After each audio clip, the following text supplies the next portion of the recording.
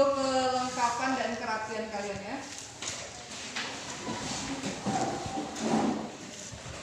Sebelum kita memulai pelajaran pada hari ini, alangkah baiknya kita berdoa menurut kepercayaan masing-masing. Berdoa mulai.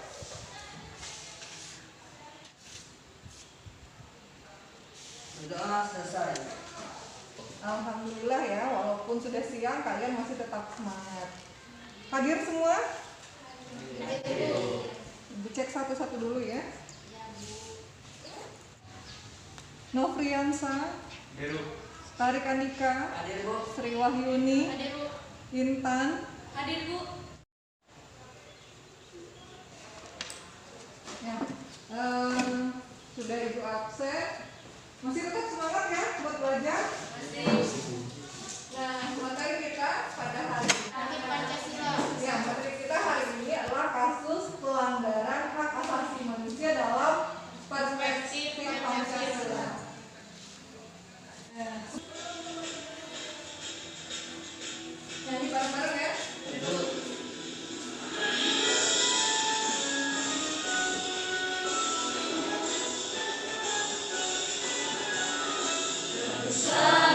Sampai Merauke berjajar pulau-pulau, menyambung menjadi satu, itulah Indonesia padamu, menjunjung tanah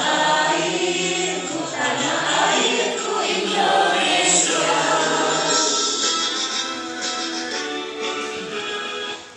Pun sekarang si mobilitas. Nah, orang yang tidak pernah gagal,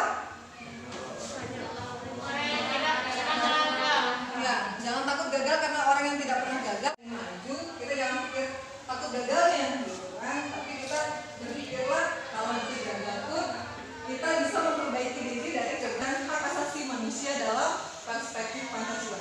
Kira-kira manfaatnya apa ya? Ada yang tahu? Agar kita mengetahui kasus pelanggaran hak asasi manusia yang terjadi di sekitar kita, gitu kan.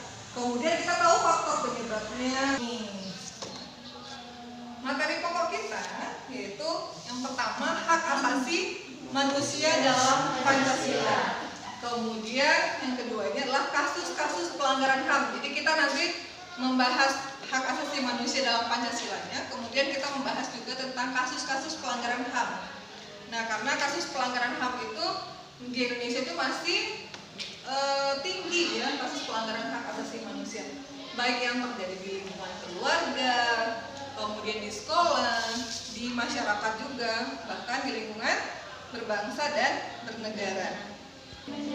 Menjadi hasil analisis ya, nanti kalian berdiskusi kelompok mencari satu kasus pelanggaran hak asasi manusia, kemudian dianalisis dan disajikan di depan kelas.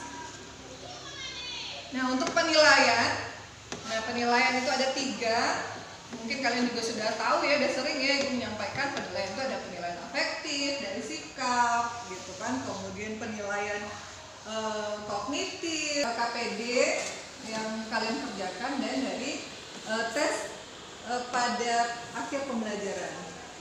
Kemudian ada psikomotor juga. Ibu lihat nanti observasi, gitu kan, apakah kalian bisa menyajikan hasil analisis terhadap kasus pelanggaran hak asasi manusia. Nah, materi minggu kemarin tentang apa ya? Sudah lupa? Materi minggu kemarin tentang konsep hak asasi manusia. Untuk mengingat materi minggu lalu, silahkan keluarkan HP-nya. Kita ada kuis ya. Silahkan buka kuisis. Kemudian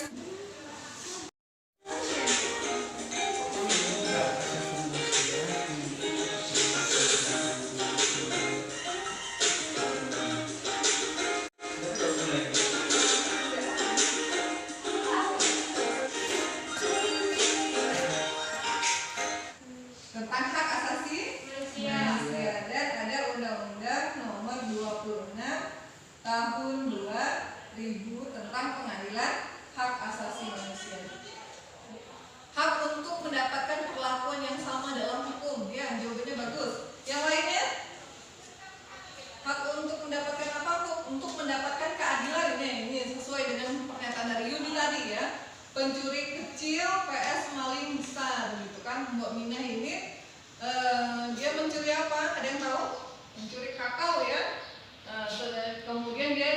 mendapatkan hukuman, dijerat hukuman. Sedangkan kadang-kadang kalau kita lihat seperti Gayus Tambunan gitu kan, dia korupsi uang negara yang begitu banyak, bahkan hukumannya sangat ringan. Nah itu keadilan masalah hukum di Indonesia itu masih belum sepenuhnya ditegakkan. Kemudian kita lihat sila ketiga, Persatuan Indonesia. Apa yang ada dalam sila ketiga? Oke, Rizky. Untuk menikmati HAM tanpa pembatasan. Untuk menikmati hak asasi manusia tanpa pembatasan. Oke, jawabannya juga bagus ya. Jadi kalau yang namanya sila ketiga, Persatuan Indonesia, kita juga harus bisa menikmati hak asasi manusia ketika, gitu kan, sesuai dengan aturan. Bagaimana cara berpendapat yang baik? Menyampaikan pendapat, misalnya ada yang kehidupannya lebih baik, tidak terima orang suku aslinya, itu bisa menyebabkan pelanggaran hak asasi manusia. Main hakim sendiri, contohnya apa? Main hakim sendiri. Ya, ini kan di tengah jalan tuh ada berkendara yang apa namanya? kecelakaan. Nah, jadi kan ataupun nyopet. Nah, Ya. jadi terpaksa terus main hakim sendiri. Oh iya, itu tidak boleh ya, main hakim sendiri. Misalnya melihat pencopet gitu kan, ditangkap sama masyarakat, terus masyarakat menghakimi, main pukul gitu kan, ditonjok sampai misalnya meninggal, itu tidak diperbolehkan. Kalau sudah ketangkap ya sudah diserahkan ke Polisi. ke pihak kepolisian ya. Jawabannya bagus ya. Nah, ini salah satu contoh pelanggaran hak asasi manusia bukan? Pelanggaran hak asasi manusia terhadap Pancasila secara berkelompok, kemudian dicari faktor penyebabnya, gambaran umum kasus dan penyelesaian. Setelah itu kalian presentasikan di depan kelas. Nah, ini adalah dapatkan angka 1 berarti itu kelompok 1. Yang 2 berarti kelompok 2, 3 berarti kelompok 3 dan 4 berarti kelompok 4.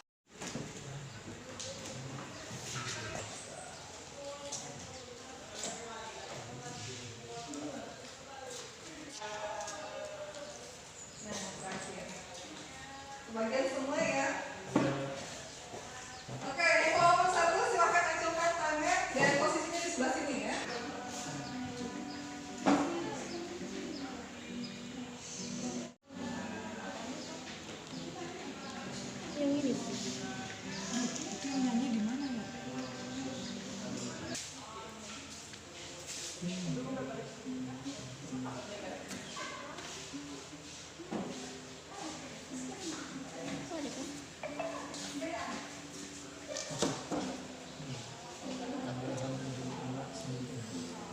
Ya, yang keempat.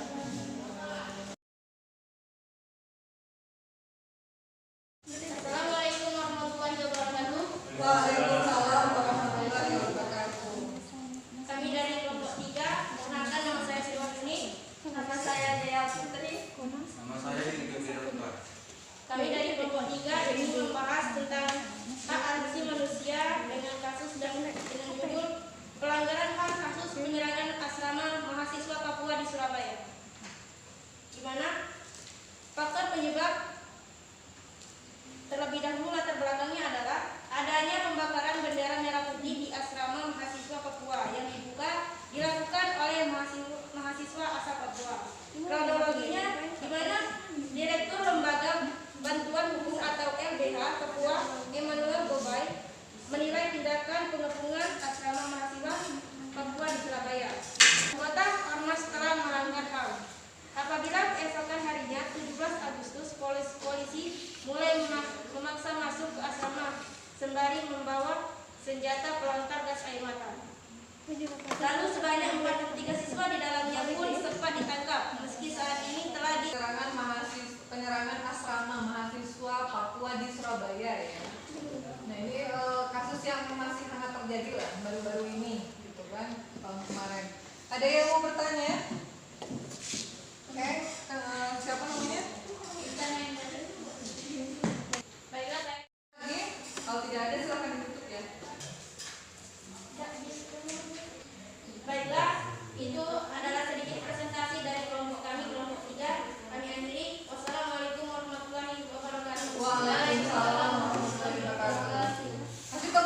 Dari yang hasil diskusi pelanggaran HAM tadi 4 kasus tadi ada